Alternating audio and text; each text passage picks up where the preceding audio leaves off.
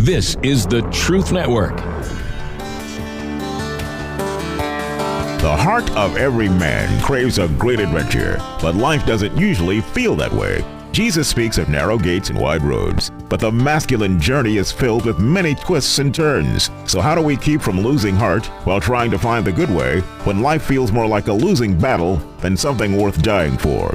Grab your gear and come on a quest with your band of brothers who will serve as the guides in what we call the masculine journey.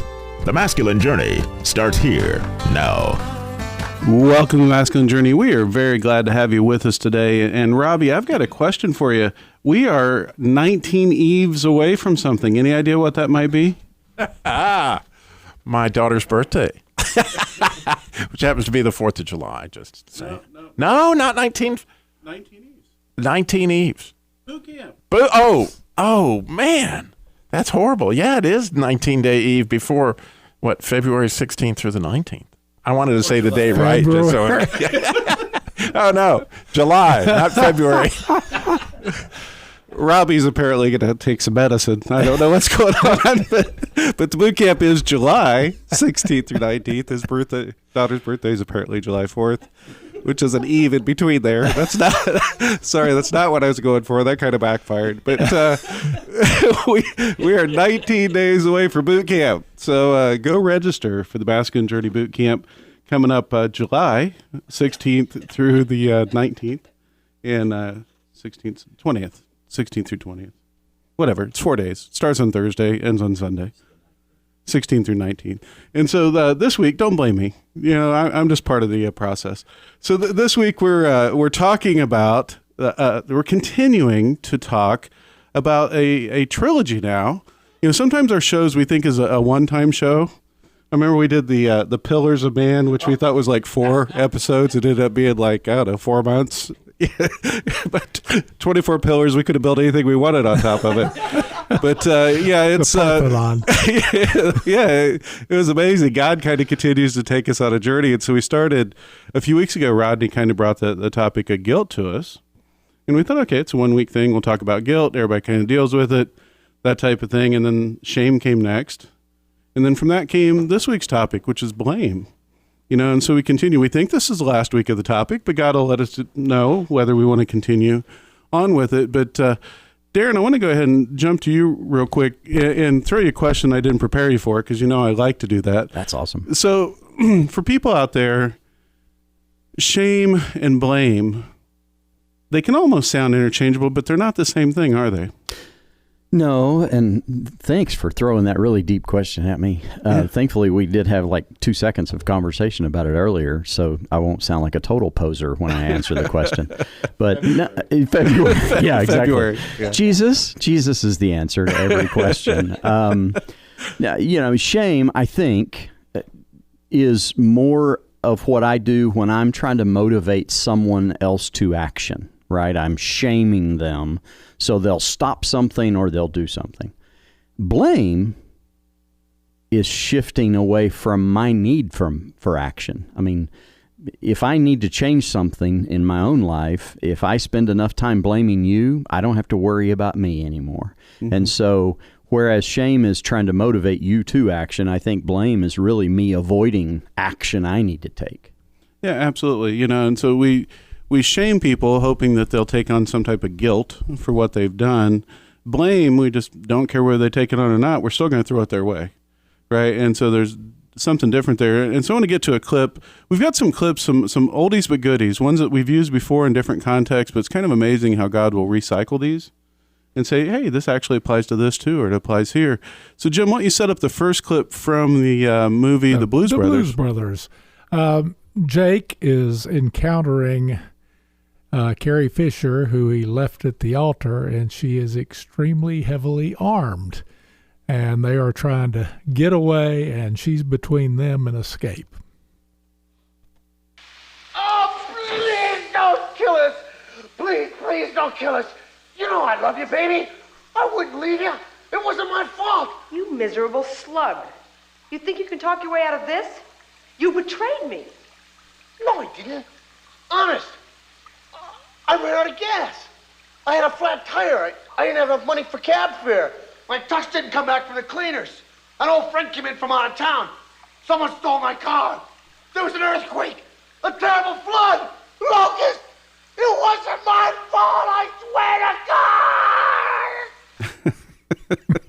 to God! So definitely one aspect of blame is trying to shift guilt away from me, right? So I'm going to take your attention off of me and what I did and put it somewhere else, which is what he's doing there. Now, Harold, you just watched this movie this last weekend, right? Now, I'm assuming it's not the first time that you've seen it. No, it's not. It's sort of a favorite movie of my son and myself, and he thought it would be a good idea to celebrate Father's Day by us watching the movie, so we did. But I so relate to Jake because I'm very good at blaming others. Like I need to get to the church building early to get set up for PowerPoint and so forth, and it's always late. But it's not my fault.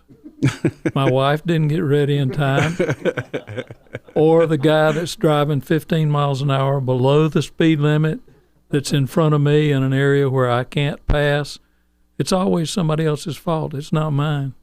I'm perfect. And you do realize your wife listens to the show. Oh yeah, she'll nail me good on that. But but just like Jake said, I love you, baby. Exactly. So that's one aspect of blame, and there's lots of aspects that we're going to cover today on the show and then on the after hours, because the enemy uses this tool as much as he does anything else, because he has a lot of different uses for it, and they may come from different sources, but the goal is all the same, to drive you away from healing, restoration, union with God, those types of things.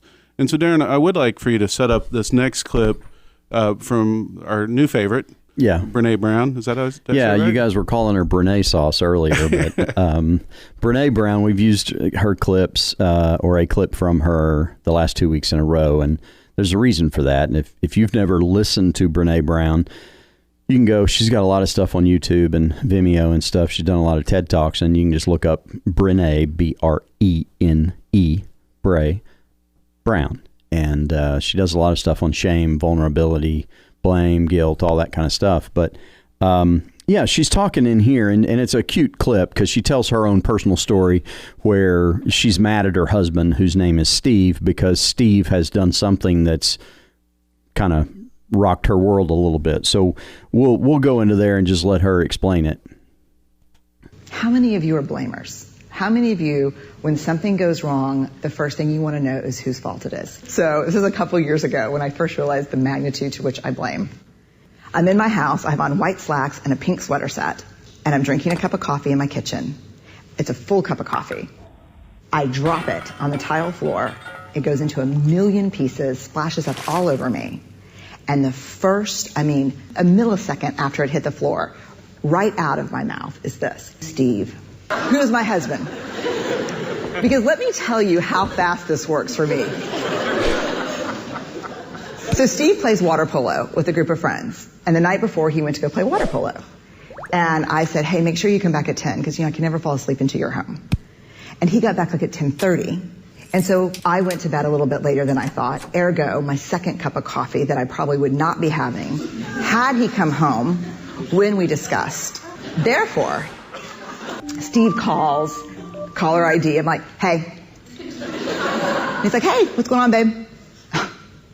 What's going on? So I'll tell you exactly what's going on. I'm cleaning up the coffee that spilled all like dial tone. Because he knows.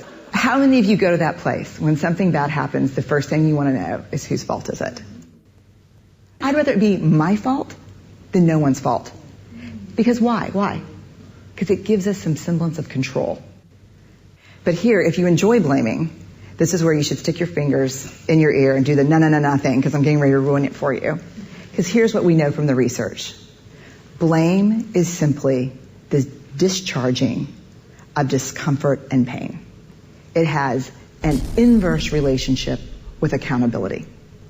Accountability, by definition, is a vulnerable process. It means me calling you and saying, hey, my feelings were really hurt about this, and talking. It's not blaming. Blaming is simply a way that we discharge anger.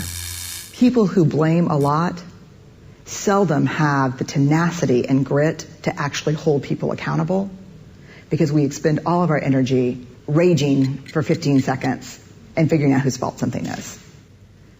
And blaming is very corrosive in relationships, and it's one of the reasons we miss our opportunities for empathy. Because when something happens and we're hearing a story, we're not really listening. We're in the place where I was, making the connections as quickly as we can about whose fault something was. Well, there's so much in there, some fly swats, something, some electrocutions. I heard water polo. I kept thinking Marco Polo. I've played that. Yeah, I don't think I've ever played close. water. It's really close. I thought it might be close, but this whole aspect of pain, that it's the discharge of pain. How would you rephrase that for someone that didn't quite pick up what she was saying? So for me, I picked up on the rage part. The discharging of blame usually looks like rage in my life. If I'm discharging my pain that someone I'm feeling, maybe it's Robbie's fault, maybe it's not Robbie's fault, but the rage that comes out is usually me trying to grab control again and discharging and letting, the pain is coming out in the form of rage. Rage for me is always about getting control back. That's what I've learned, is when I feel out of control, I've got to do something to get control back. And if it's kindness and gentleness, okay. But that takes time. Rage almost works immediately. As soon as you start raging, people go, whoa, what's going on? And now I have control, because now I can go, well, let me tell you what's going on, Robbie. You hurt my feelings, and that is that discharge. I don't like the feeling of pain. I don't like the feeling of being vulnerable and going, okay, I'm going to need to talk to Robbie about this.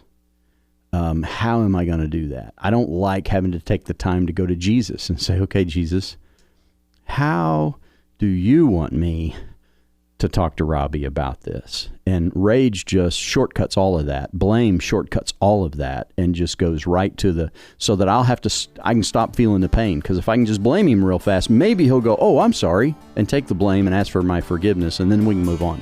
Yeah, it's not a microwave version of it, though. It's not something that you're doing instead of. You're losing critical parts, which we'll come back and talk about.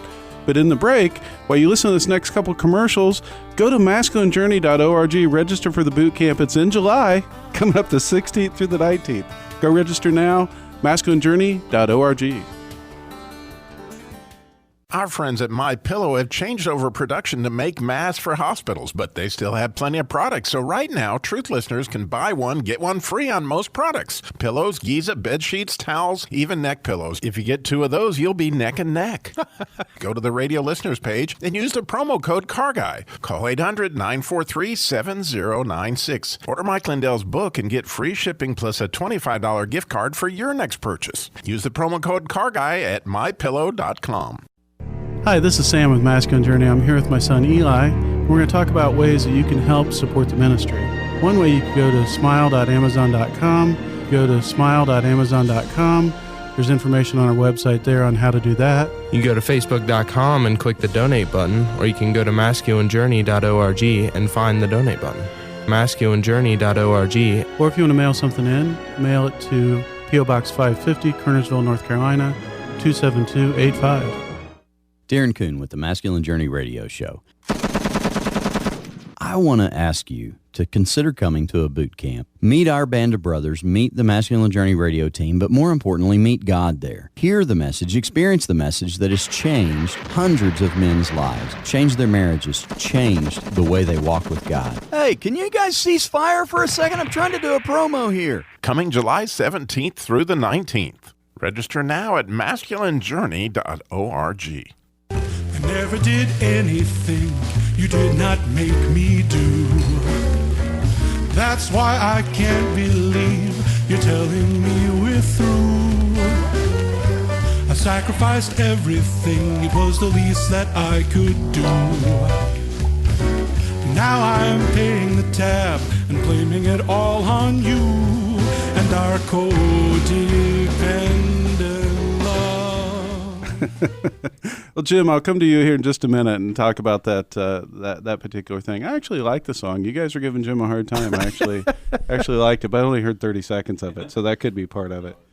But Robbie, I want to go ahead and come to you and kind of have you kind of build on where we just left off.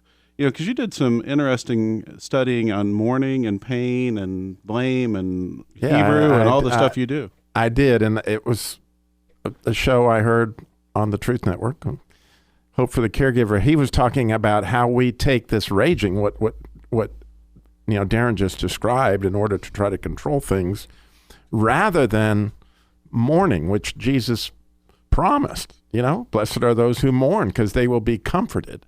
And so here you have this injustice, whatever it may be, and there's plenty of injustice to go around right this minute, and you have an opportunity. I can blame somebody for that, or if you look at mourning in the Hebrew, it has everything to do with getting support, and support from Jesus, but also support from your brothers and sisters, saying, I need your help because I need to face the pain door. In other words, there's pain behind door number 1, and will you choose to open that, and will you choose to face it? In order to do that, it's going to require support. Jesus is going to support me, or my brother's going to support me, because I see, I never even really understood this principle. I've just been studying this week, and I thought about it. Wow, when I see Darren raging, I can go, oh, hurt people hurt people. He's hurting. How can I come alongside my brother and help him mourn the injustice that he's obviously in the middle of working through? And so it's a solution that I really had not seen until just here recently. But inside that word, to mourn, is the idea of gathering support to be in the presence of that pain, so that you can be comforted through it. And once you do, there's a realistic solution, rather than me yelling at my mother-in-law, which is one of my. It's really insightful for me to go, wait a minute. I'm mourning my wife's relationship with her mother. I'm mourning her as she gets older. The problems she that comes with old age is where I should be. Instead, I want to grab control of it, and so I scream at her. Well, it's kind of hard.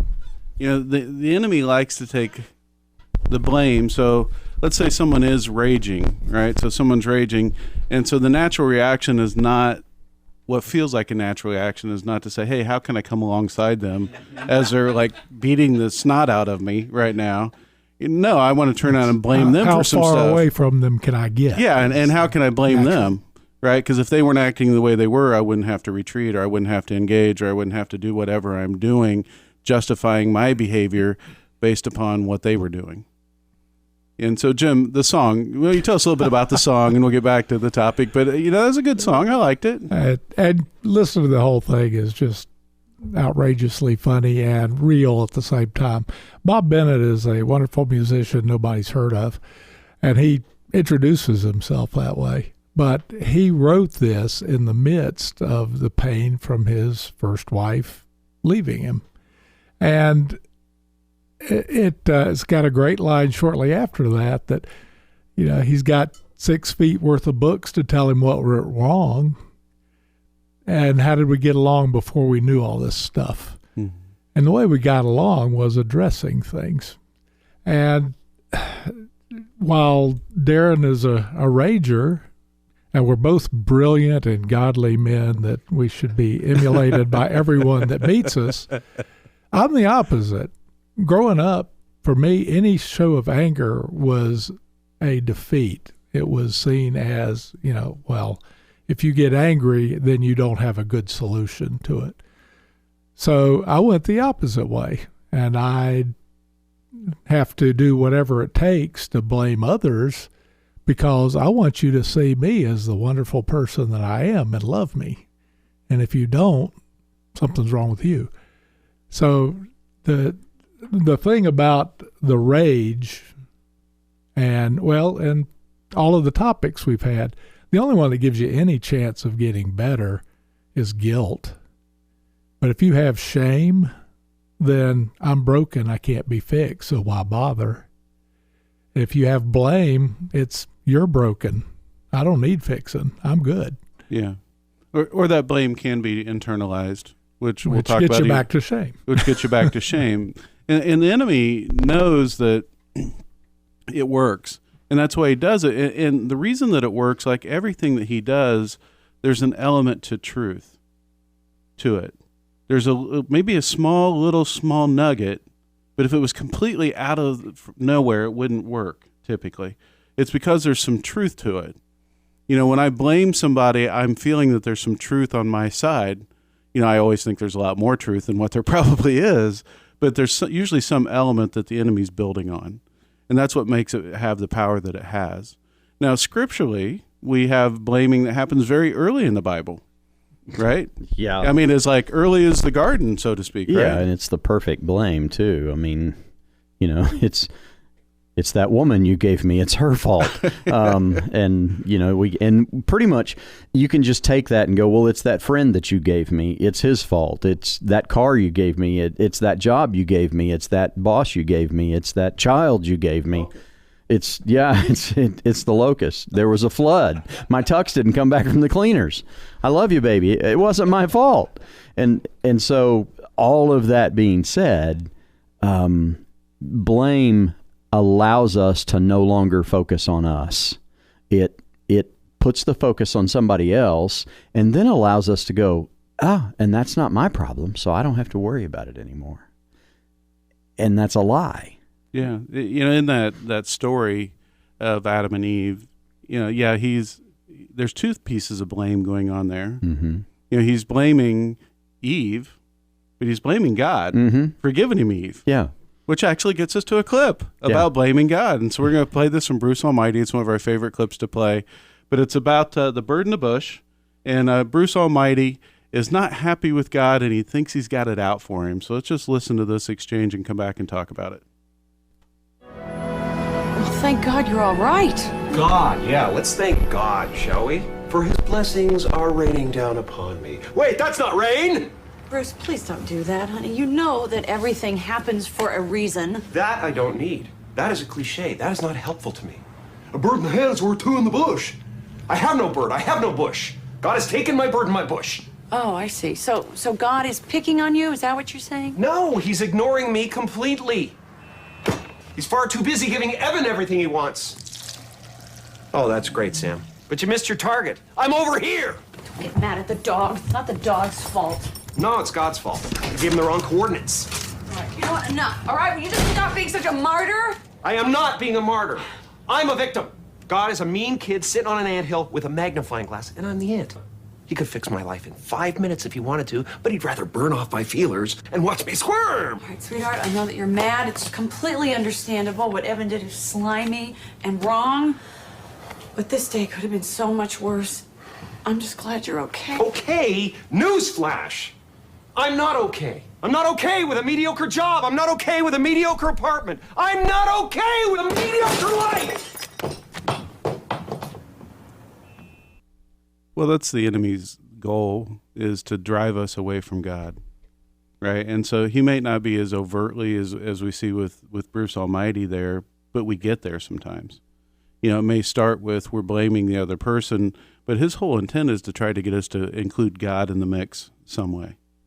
You know, I think back to when I was married and a lot of blame that my wife could have had on me very easily and how much blame I had on her.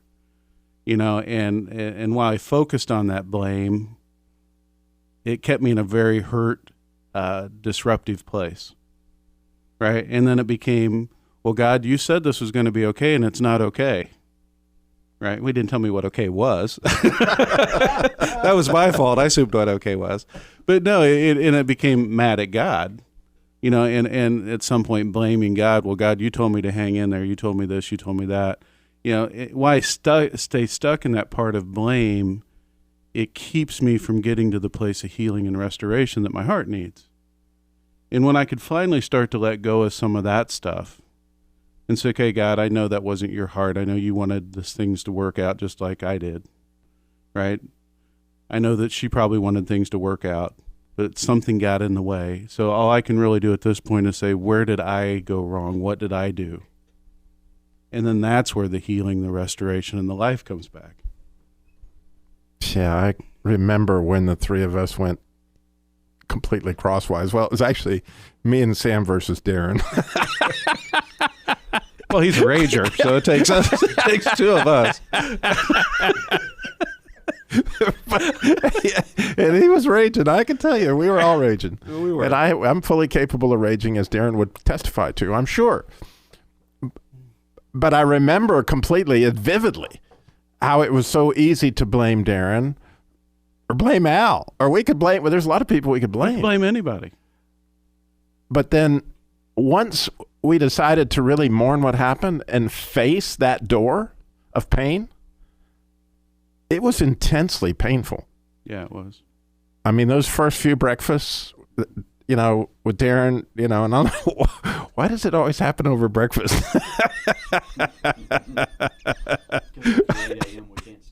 Because after 8 a.m. we can't stand. Okay, but you know what I'm saying? When we faced and we walked into the pain of that, then God came to the rescue, and actually stepped in and provided the support, you know, that we needed in order to get the healing and actually the unity that we now, I feel, more than we ever had. And definitely to a stronger foundation than what we've ever had in the past. And I really want us to talk a lot more about that in the After Hours show. We've got about a minute left in this show. But Darren, based on what Robbie was saying, what would you like to share? Well, it was all Robbie's fault. That's what I thought. And when too. he finally came around, you know, I mean, everything was great then. But no, we do need to talk about it in the After Hours. But in the meantime, man, we want you to come to a boot camp. It's the Masculine Journey Boot Camp, but it might be the Masked Journey Boot Camp. You might need to wear a mask. You might not. It's up to you. But come, it's July 16th through 19th. Go to masculinejourney.org to register. We're going to take all the safety precautions. We're going to have social distancing. You're going to be able to have your own room. Yes, you'll have to share a bathroom. We'll figure all that out. But it's going to be a very safe environment, the safest we can make it in this current environment. So please come join us. I know God's got some amazing things that he wants to do with you there, and we can't wait to see you. masculinejourney.org, and tune into the After Hours show.